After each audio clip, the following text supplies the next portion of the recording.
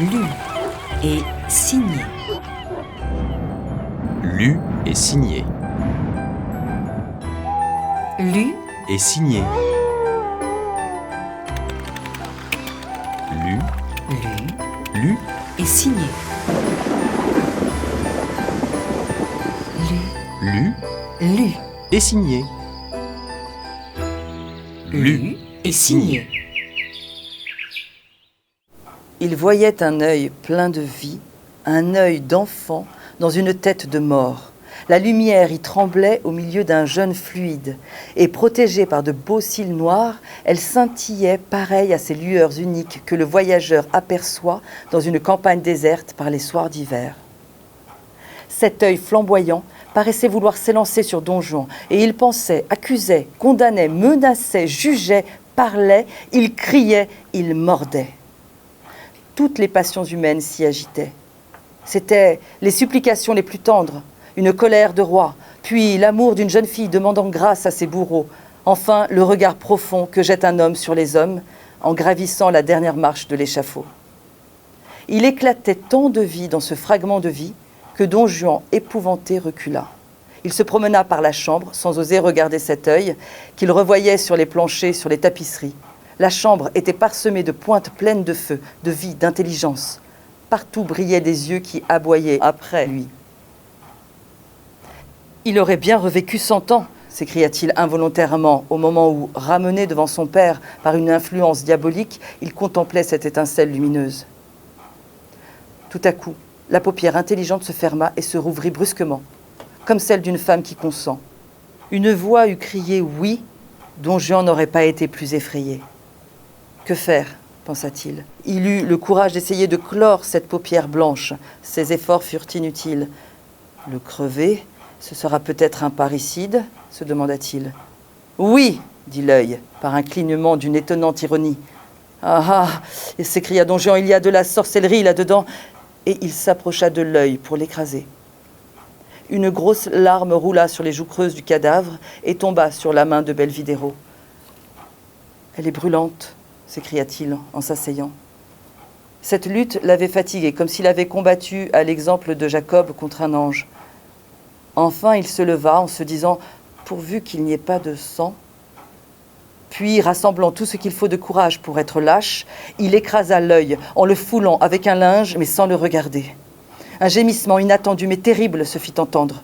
Le pauvre Barbet expirait en hurlant. Serait-il dans le secret ? Se demanda Don Juan en regardant le fidèle animal. Don Juan Belvidéro passa pour un fils pieux. Il éleva un monument de marbre blanc sur la tombe de son père et en confia l'exécution des figures aux plus célèbres artistes du temps. Il ne fut parfaitement tranquille que le jour où la statue paternelle, agenouillée devant la religion, imposa son poids énorme sur cette fosse, au fond de laquelle il enterra le seul remords qui ait effleuré son cœur dans les moments de lassitude physique. En inventoriant les immenses richesses amassées par le vieil orientaliste, Don Juan devint avare. N'avait-il pas 2 vies humaines à pourvoir d'argent ? Son regard profondément scrutateur pénétra dans le principe de la vie sociale et embrassa d'autant mieux le monde qu'il le voyait à travers un tombeau. Il analysa les hommes et les choses pour en finir d'une seule fois avec le passé, représenté par l'histoire, avec le présent, configuré par la loi, avec l'avenir, dévoilé par les religions. Il prit l'âme et la matière, les jeta dans un creuset, n'y trouva rien, et dès lors, il devint Don Juan. Maître des illusions de la vie, il s'élança, jeune et beau, dans la vie, méprisant le monde, mais s'emparant du monde. Son bonheur ne pouvait pas être cette félicité bourgeoise qui se repaît d'un bouilli périodique, d'une douce bassinoire en hiver, d'une lampe pour la nuit et de pantoufles neuves à chaque trimestre. Non. Il se saisit de l'existence comme un singe qui attrape une noix, et sans s'amuser longtemps, il dépouilla savamment les vulgaires enveloppes du fruit pour en discuter la pulpe savoureuse. La poésie et les sublimes transports de la passion humaine ne lui allèrent plus au coup du pied. Il ne commit point la faute de ces hommes puissants qui, s'imaginant parfois que les petites âmes croient aux grandes, s'avisent d'échanger les hautes pensées de l'avenir contre la petite monnaie de nos idées viagères, Il pouvait bien, comme eux, marcher les pieds sur terre et la tête dans les cieux, mais il aimait mieux s'asseoir et sécher sous ses baisers plus d'une lèvre de femme tendre, fraîche et parfumée. Car semblable à la mort, là où il passait, il dévorait tout sans pudeur, voulant un amour de possession, un amour oriental, au plaisir long et facile. N'aimant que la femme dans les femmes, il se fit de l'ironie une allure naturelle à son âme. Quand ses maîtresses se servaient d'un lit pour monter aux cieux où elles allaient se perdre au sein d'une extase enivrante, Don Juan les y suivait, grave, expansif, sincère, autant que ses lettres un étudiant allemand. Mais il disait « je », quand sa maîtresse, folle et perdue, disait « nous ». Il savait admirablement bien se laisser entraîner par une femme. Il était toujours assez fort pour lui faire croire qu'il tremblait comme un jeune lycéen qui dit à sa première danseuse dans un bal « Vous aimez la danse ?» Mais il savait aussi rugir à propos, tirer son épée puissante et briser les commandeurs. Il y avait de la raillerie dans sa simplicité et du rire dans ses larmes, car il sut toujours pleurer autant qu'une femme quand elle dit à son mari « Donne-moi un équipage ou je meurs de la poitrine ». Pour les négociants, le monde est un ballot ou une masse de billets en circulation. Pour la plupart des jeunes gens, c'est une femme. Pour quelques femmes, c'est un homme. Pour certains esprits, c'est un salon, une coterie, un quartier, une ville. Pour Don Juan, l'univers était lui. Modèle de grâce et de noblesse, d'un esprit séduisant, il attacha sa barque à tous les rivages. Mais en se faisant conduire, il n'allait que jusqu'où il voulait être mené. Plus il vit, plus il douta. En examinant les hommes, il devina souvent que le courage était de la témérité, la prudence une poltronnerie, la générosité finesse, la justice un crime, la délicatesse une niaiserie, la probité une organisation, et par une singulière fatalité, il s'aperçut que les gens vraiment probes, délicats, justes, généreux, prudents et courageux n'obtenait aucune considération parmi les hommes. « Quelle froide plaisanterie !» se dit-il. « Elle ne vient pas d'un Dieu. » Et alors, renonçant à un monde meilleur, il ne se découvrit jamais en entendant prononcer un nom et considéra les saints de pierre dans les églises comme des œuvres d'art. Aussi, comprenant le mécanisme des sociétés humaines, ne heurtit-il jamais trop les préjugés, parce qu'il n'était pas aussi puissant que le bourreau. Mais il tournait les lois sociales avec cette grâce et cet esprit si bien rendu dans sa scène avec Monsieur Dimanche. Il fut en effet le type du Don Juan de Molière, du Faust de Goethe, du Manfred de Byron et du Melmoth de Mathurin. Grandes images tracées par les plus grands génies de l'Europe et auxquelles les accords de Mozart ne manqueront pas plus que la lyre de Rossini peut-être. Images terribles que le principe du mal existant chez l'homme éternise et dont quelques copies se retrouvent de siècle en siècle. Soit que ce type entre en pourparlers avec les hommes en s'incarnant dans Mirabeau, soit qu'il se contente d'agir en silence comme Bonaparte, ou de presser l'univers dans une ironie comme le divin Rabelais, ou bien encore qu'il se rit des êtres au lieu d'insulter aux choses comme le maréchal de Richelieu, et mieux peut-être, soit qu'il se moque à la fois des hommes et des choses comme le plus célèbre de nos ambassadeurs. Mais le génie profond de Don Juan Belvidéro résuma par avance tous ces génies. Il se joua de tout. Sa vie était une moquerie qui embrassait hommes, choses, institutions, idées.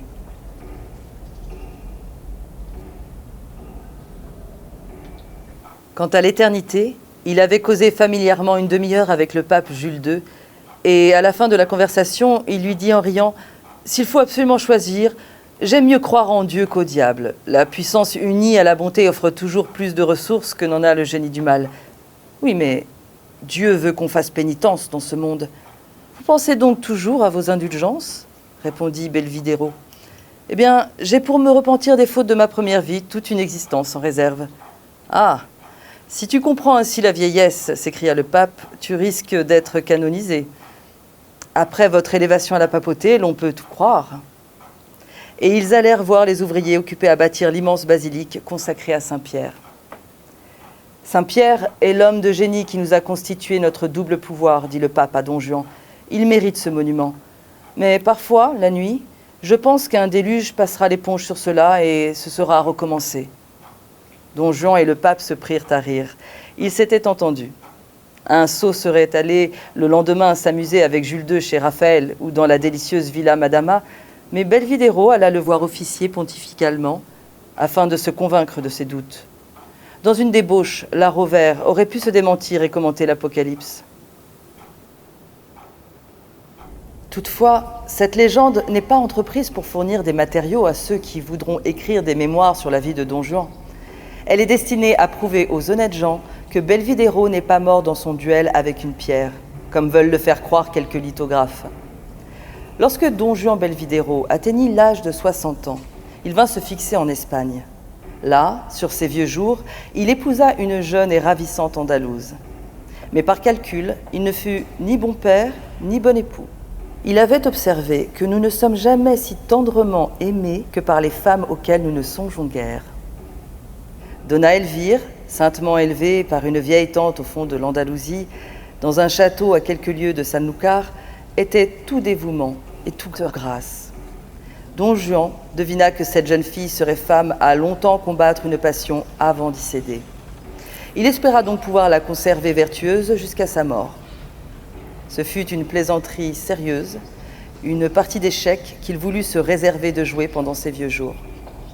Fort de toutes les fautes commises par son père Bartholoméo, Don Juan résolut de faire servir les moindres actions de sa vieillesse à la réussite du drame qui devait s'accomplir sur son lit de mort. Ainsi, la plus grande partie de ses richesses resta enfouie dans les caves de son palais à Ferrare, où il allait rarement. Quant à l'autre moitié de sa fortune, elle fut placée en viager, afin d'intéresser à la durée de sa vie et sa femme et ses enfants, espèce de rouerie que son père aurait dû pratiquer. Mais cette spéculation de machiavélisme ne lui fut pas très nécessaire. Le jeune Philippe Belvidéro, son fils, devint un Espagnol aussi consciencieusement religieux que son père était impie, en vertu peut-être du proverbe « à père avare, enfant prodigue ». L'abbé de Sanlúcar fut choisi par Don Juan pour diriger les consciences de la duchesse de Belvidéro et de Philippe. Cet ecclésiastique était un saint homme de belle taille, admirablement bien proportionné, ayant de beaux yeux noirs, une tête à la Tibère, fatigué par les jeûnes, blanches de macération et journellement tenté comme le sont tous les solitaires. Le vieux seigneur espérait peut-être pouvoir encore tuer un moine avant de finir son premier bail de vie. Mais soit que l'abbé fût aussi fort que Don Juan pouvait l'être lui-même, soit que Donna Elvire eut plus de prudence ou de vertu que l'Espagne n'en accorde aux femmes, Don Juan fut contraint de passer ses derniers jours comme un vieux curé de campagne, sans scandale chez lui. Parfois, il prenait plaisir à trouver son fils ou sa femme en faute sur leurs devoirs de religion et voulait impérieusement qu'ils exécutassent toutes les obligations imposées aux fidèles par la cour de Rome. Enfin, il n'était jamais si heureux qu'en entendant le galant abbé de Sanlúcar, Donna Elvire et Philippe occupés à discuter un cas de conscience. Cependant, malgré les soins prodigieux que le seigneur Don Juan Belvidéro donnait à sa personne, les jours de la décrépitude arrivèrent. Avec cet âge de douleur, vinrent les cris de l'impuissance, cris d'autant plus déchirants que plus riches étaient les souvenirs de sa bouillante jeunesse et de sa voluptueuse maturité. Cet homme, en qui le dernier degré de la raillerie était d'engager les autres à croire aux lois et aux principes dont il se moquait, s'endormait le soir sur un peut-être. Ce modèle du bon ton, ce duc, vigoureux dans une orgie, superbe dans les cours, gracieux auprès des femmes dont les cœurs avaient été tordus par lui comme un paysan tord un lien d'osier, cet homme de génie avait une pituite opiniâtre, une sciatique importune, une goutte brutale. Il voyait ses dents le quittant, comme à la fin d'une soirée, les dames les plus blanches, les mieux parées s'en vont une à une, laissant le salon désert et démeublé. Enfin, ses mains hardies tremblèrent, ses jambes sveltes chancelèrent, et un soir, l'apoplexie lui pressa le cou de ses mains crochues et glaciales. Depuis ce jour fatal, il devint morose et dur. Il accusait le dévouement de son fils et de sa femme, en prétendant parfois que leurs soins touchants et délicats ne lui étaient si tendrement prodigués que que parce qu'il avait placé toute sa fortune en rente viagère. Elvire et Philippe versaient alors des larmes amères et redoublaient de caresses auprès du malicieux vieillard, dont la voix cassée devenait affectueuse, pour leur dire « Mes amis, ma chère femme, vous me pardonnez, n'est-ce pas? Je vous tourmente un peu. Hélas, grand Dieu, comment te sers-tu de moi pour éprouver ces deux célestes créatures? Moi qui devrais être leur joie, je suis leur fléau. » Ce fut ainsi qu'il les enchaîna au chevet de son lit, leur faisant oublier des mois entiers d'impatience et de cruauté par une heure où, pour eux, il déployait les trésors toujours nouveaux de sa grâce et d'une fausse tendresse. Système paternel qui lui réussit infiniment mieux que celui dont avait usé jadis son père envers lui. Enfin, il parvint à un tel degré de maladie que pour le mettre au lit, il fallait le manœuvrer comme une felouque entrant dans un chenal dangereux. Puis le jour de la mort arriva. Ce brillant et sceptique personnage, dont l'entendement survivait seul à la plus affreuse de toutes les destructions, se vit entre un médecin et un confesseur, ces deux antipathies. Mais il fut jovial avec eux. N'y avait-il pas, pour lui, une lumière scintillante derrière le voile de l'avenir? Sur cette toile de plomb pour les autres et diaphane pour lui, les légères, les ravissantes délices de la jeunesse se jouaient comme des ombres. Ce fut par une belle soirée d'été que Don Juan sentit les approches de la mort. Le ciel de l'Espagne était d'une admirable pureté, les orangers parfumaient l'air, les étoiles distillaient de vives et fraîches lumières, la nature semblait lui donner des gages certains de sa résurrection. Un fils pieux et obéissant le contemplait avec amour et respect. Vers 11 heures, il voulut rester seul avec cet être candide. « Philippe, lui dit-il d'une voix si tendre et si affectueuse que le jeune homme tressaillit et pleura de bonheur. Jamais ce père inflexible n'avait prononcé ainsi « Philippe ». « Écoute-moi, mon fils, reprit le moribond. Je suis un grand pécheur. Aussi ai-je pensé pendant toute ma vie à ma mort. Jadis, je fus l'ami du grand pape Jules II. Cet illustre pontife craignit que l'excessive irritation de mes sens ne me fît commettre quelque péché mortel entre le moment où j'expirerais et celui où j'aurais reçu les saintes huiles. Il me fit présent d'une fiole dans laquelle existe l'eau sainte jaillie autrefois des rochers dans le désert. J'ai gardé le secret sur cette dilapidation du trésor de l'Église, mais je suis autorisé à révéler ce mystère à mon fils, in articulo mortis. Vous trouverez cette fiole dans le tiroir de cette table gothique qui n'a jamais quitté le chevet de mon lit. Le précieux cristal pourra vous servir encore, mon bien-aimé Philippe. Jurez-moi, par votre salut éternel, d'exécuter ponctuellement mes ordres. » Philippe regarda son père. Don Juan se connaissait trop à l'expression des sentiments humains pour ne pas mourir en paix sur la foi d'un tel regard, comme son père était mort au désespoir sur la foi du sien. « Tu méritais un autre père, reprit Don Juan. J'ose t'avouer, mon enfant, qu'au moment où le respectable abbé de Sanlúcar m'administrait le viatique, je pensais à l'incompatibilité de deux puissances aussi étendues que celle du diable et de Dieu. Oh, mon père! Et je me disais que, quand Satan fera sa paix, il devra, sous peine d'être un grand misérable, stipuler le pardon de ses adhérents. Cette pensée me poursuit. J'irai donc en enfer, mon fils, si tu n'accomplissais pas mes volontés. Oh, dites-les-moi promptement, mon père. Aussitôt que j'aurai fermé les yeux, reprit Don Juan, dans quelques minutes peut-être, tu prendras mon corps, tout chaud même, et tu l'étendras sur une table au milieu de cette chambre. Puis, tu éteindras cette lampe. La lueur des étoiles doit te suffire. Tu me dépouilleras de mes vêtements, et pendant que tu réciteras des paters et des avés en élevant ton âme à Dieu, tu auras soin d'humecter avec cette eau sainte mes yeux, mes lèvres, toute la tête d'abord, puis successivement les membres et le corps. Mais mon cher fils, la puissance de Dieu est si grande qu'il ne faudra t'étonner de rien. » Ici, Don Juan, qui sentit la mort venir, ajouta d'une voix terrible « Tiens bien le flacon !» Puis il expira doucement dans les bras d'un fils dont les larmes abondantes coulèrent sur sa face ironique et blême. Il était environ minuit quand Don Philippe Belvidéro plaça le cadavre de son père sur la table. Après en avoir baisé le front menaçant et les cheveux gris, il éteignit la lampe.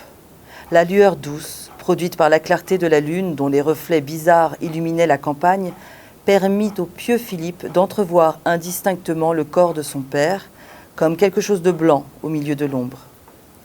Le jeune homme imbiba un linge dans la liqueur et, plongé dans la prière, il oignit fidèlement cette tête sacrée au milieu d'un profond silence. Il entendait bien des frémissements indescriptibles, mais il les attribuait au jeu de la brise dans les cimes des arbres. Quand il eut mouillé le bras droit, il se sentit fortement étreindre le cou par un bras jeune et vigoureux, le bras de son père. Il jeta un cri déchirant et laissa tomber la fiole qui se cassa. La liqueur s'évapora. Les gens du château accoururent, armés de flambeaux. Ce cri les avait épouvantés et surpris, comme si la trompette du jugement dernier eût ébranlé l'univers. En un moment, la chambre fut pleine de monde. La foule tremblante aperçut Don Philippe évanoui, mais retenu par le bras puissant de son père qui lui serrait le cou. Puis, chose surnaturelle, l'assistance vit la tête de Don Juan, aussi jeune, aussi belle que celle de l'Antinous. Une tête aux cheveux noirs, aux yeux brillants, à la bouche vermeille, et qui s'agitait effroyablement sans pouvoir remuer le squelette auquel elle appartenait. Un vieux serviteur cria « Miracle !» Et tous ces Espagnols répétèrent « Miracle !» Trop pieuse pour admettre les mystères de la magie, Dona Elvire envoya chercher l'abbé de Sanlúcar. Lorsque le prieur contempla de ses yeux le miracle, il résolut d'en profiter en homme d'esprit et en abbé qui ne demandait pas mieux que d'augmenter ses revenus. Déclarant aussitôt que le seigneur Don Juan serait infailliblement canonisé, il indiqua la cérémonie de l'apothéose dans son couvent, qui désormais s'appellerait, dit-il, San Juan de Lúcar. À ces mots, la tête fit une grimace assez facétieuse. Le goût des Espagnols pour ces sortes de solennités est si connu qu'il ne doit pas être difficile de croire aux féeries religieuses par lesquelles l'abbaye de Sanlúcar célébra la translation du bienheureux Don Juan Belvidéro dans son église. Quelques jours après la mort de cet illustre seigneur, le miracle de son imparfaite résurrection s'était si drûment conté de village en village, dans un rayon de plus de 50 lieues autour de Sanlúcar, que ce fut déjà une comédie que de voir les curieux par les chemins. Ils vinrent de tous côtés, affriandés par un Te Deum chanté au flambeau. L'antique mosquée du couvent de Sanlúcar, merveilleux édifice bâti par les Maures, et dont les voûtes entendaient depuis 3 siècles le nom de Jésus-Christ substitué à celui d'Allah, ne put contenir la foule accourue pour voir la cérémonie. Pressés comme des fourmis, des hidalgos en manteaux de velours et armés de leurs bonnes épées se tenaient debout autour des piliers, sans trouver de place pour plier leurs genoux qui ne se pliaient que là. De ravissantes paysannes, dont les basquines dessinaient les formes amoureuses, donnaient le bras à des vieillards en cheveux blancs. Des jeunes gens aux yeux de feu se trouvaient à côté de vieilles femmes parées. Puis c'étaient des couples frémissants d'aise, fiancées curieuses, amenées par leurs bien-aimés, des mariés de la veille, des enfants se tenant craintifs par la main. Ce monde était là riche de couleurs, brillant de contrastes, chargé de fleurs, émaillé, faisant un doux tumulte dans le silence de la nuit. Les larges portes de l'église s'ouvrirent. Ceux qui, venus trop tard, restèrent en dehors, voyaient de loin par les 3 portails ouverts une scène dont les décorations vaporeuses de nos opéras modernes ne sauraient donner qu'une faible idée. Des dévotes et des pécheurs, pressés de gagner les bonnes grâces d'un nouveau saint, allumèrent en son honneur des milliers de cierges dans cette vaste église, lueurs intéressées qui donnèrent de magiques aspects au monument. Les noires arcades, les colonnes et leurs chapiteaux, les chapelles profondes et brillantes d'or et d'argent, les galeries, les découpures sarrasines, les traits les plus délicats de cette sculpture délicate se dessinaient dans cette lumière surabondante comme des figures capricieuses qui se forment dans un brasier rouge. C'était un océan de feu, dominé au fond de l'église par le chœur doré où s'élevait le maître-autel dont la gloire eût rivalisé avec celle d'un soleil levant. En effet, la splendeur des lampes d'or, des candélabres d'argent, des bannières, des glands, des saints et des ex-voto pâlissait devant la châsse où se trouvait Don Juan. Le corps de l'impie étincelait de pierreries, de fleurs, de cristaux, de diamants, d'or, de plumes aussi blanches que les ailes d'un séraphin et remplaçait sur l'autel un tableau du Christ. Autour de lui brillaient des cierges nombreux qui élançaient dans les airs de flamboyantes ondes. Le bon abbé de Sanlúcar, paré des habits pontificaux, ayant sa mitre enrichie de pierres précieuses, son rochet, sa crosse d'or, siégeait, roi du cœur, sur un fauteuil d'un luxe impérial, au milieu de tout son clergé, composé d'impassibles vieillards en cheveux argentés, revêtus d'aubes fines, et qui l'entouraient, semblables aux saints confesseurs que les peintres groupent autour de l'Éternel. Le grand chantre et les dignitaires du chapitre, décorés des brillants insignes de leurs vanités ecclésiastiques, allaient et venaient au sein des nuages formés par l'encens, pareils aux astres qui roulent sur le firmament. Quand l'heure du triomphe fut venue, les cloches réveillèrent les échos de la campagne, et cette immense assemblée jeta vers Dieu le premier cri de louange par lequel commence le Te Deum. Cris sublimes, c'étaient des voix pures et légères, des voix de femmes en extase mêlées aux voix graves et fortes des hommes, des milliers de voix si puissantes que l'orgue n'en domina pas l'ensemble, malgré le mugissement de ses tuyaux. Seulement, les notes perçantes de la jeune voix des enfants de chœur et les larges accents de quelques basses tailles suscitèrent des idées gracieuses, peignirent l'enfance et la force dans ce ravissant concert de voix humaines confondues en sentiments d'amour. Te Deum Laudamus. Du sein de cette cathédrale noire de femmes et d'hommes agenouillés, ce chant partit semblable à une lumière qui scintille tout à coup dans la nuit, et le silence fut rompu comme par un coup de tonnerre. Les voix montèrent avec les nuages d'encens qui jetaient alors des voiles diaphanes et bleuâtres sur les fantastiques merveilles de l'architecture. Tout était richesse, parfum, lumière et mélodie. Au moment où cette musique d'amour et de reconnaissance s'élança vers l'autel, Don Juan, trop poli pour ne pas remercier, trop spirituel pour ne pas entendre raillerie, répondit par un rire effrayant et se prélaissa dans sa chasse. Mais le diable l'ayant fait penser à la chance qu'il courait d'être pris pour un homme ordinaire, pour un saint, un Boniface, un Pantaleone, il troubla cette mélodie d'amour par un hurlement auquel se joignirent les 1000 voix de l'enfer. La terre bénissait, le ciel maudissait. L'Église en trembla sur ses fondements antiques. « Te Deum Laudamus » disait l'Assemblée. « Allez à tous les diables, bêtes brutes que vous êtes! Dieu, Dieu, cararos démonios, animaux, êtes-vous stupides avec votre Dieu vieillard ?» Et un torrent d'imprécations se déroula comme un ruisseau de lave brûlante par une éruption du Vésuve. « Deus Sabaoth, Sabaoth !» crièrent les chrétiens. « Vous insultez la majesté de l'enfer !» répondit Don Juan, dont la bouche grinçait des dents. Bientôt, le bras vivant put passer par-dessus la chasse et menaça l'assemblée par des gestes empreints de désespoir et d'ironie. « Le Saint nous bénit !» dirent les vieilles femmes, les enfants et les fiancés, gens crédules. Voilà comment nous sommes souvent trompés dans nos adorations. L'homme supérieur se moque de ceux qui le complimentent et complimente quelquefois ceux dont il se moque au fond du cœur. Au moment où l'abbé, prosterné devant l'autel, chantait « Sancte Ioannes ora pro nobis », il entendit assez distinctement « Ocoglione ». « Que se passe-t-il donc là-haut » s'écria le sous-prieur en voyant la chasse remuer. « Le saint fait le diable » répondit l'abbé. Alors, cette tête vivante se détacha violemment du corps qui ne vivait plus et tomba sur le crâne jaune de l'officiant. « Souviens-toi de Dona Elvire » cria la tête en dévorant celle de l'abbé. Ce dernier jeta un cri affreux qui troubla la cérémonie. Tous les prêtres accoururent et entourèrent leur souverain. « Imbécile, dis donc qu'il y a un Dieu !» cria la voix au moment où l'abbé, mordu dans sa cervelle, allait expirer.